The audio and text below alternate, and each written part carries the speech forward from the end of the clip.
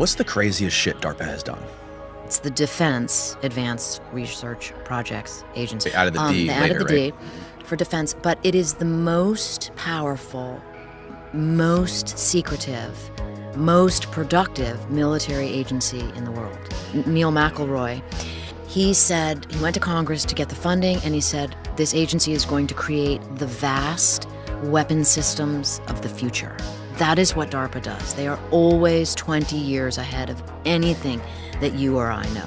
They were doing Neuralink in the 90s, right? They are always doing things 20 years before you know about them, because they do what is called blue sky technology. Blue sky right? research and technology, yes. When it comes to this kind of stuff, like innovating weapons for defense and national security, that's probably the only thing, the only apparatus that exists that's doing unlimited blue sky.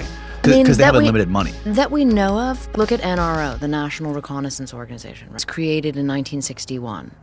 No one knew it existed until 1993, when it was declassified.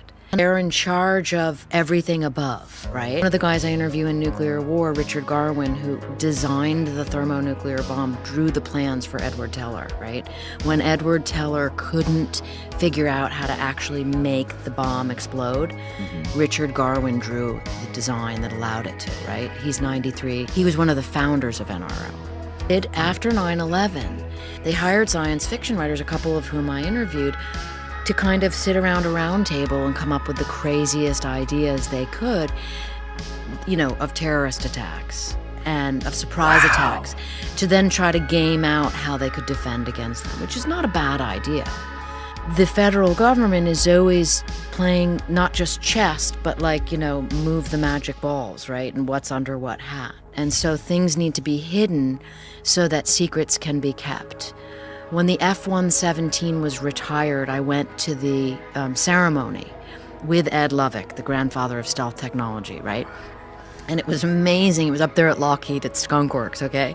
And I just remember this one line, and I am paraphrasing, but they said, we created the F-117. It was like a 20-year project, DARPA.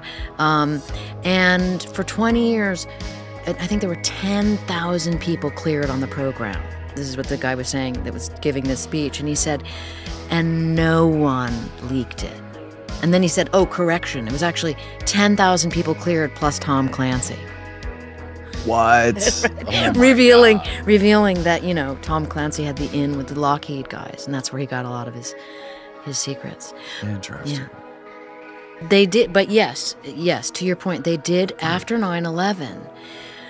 The government, remember that statement, you're too young, but after 9/11, there was a statement that was kind of an echo throughout, it was in the zeitgeist, that 9/11 was a failure of imagination, right?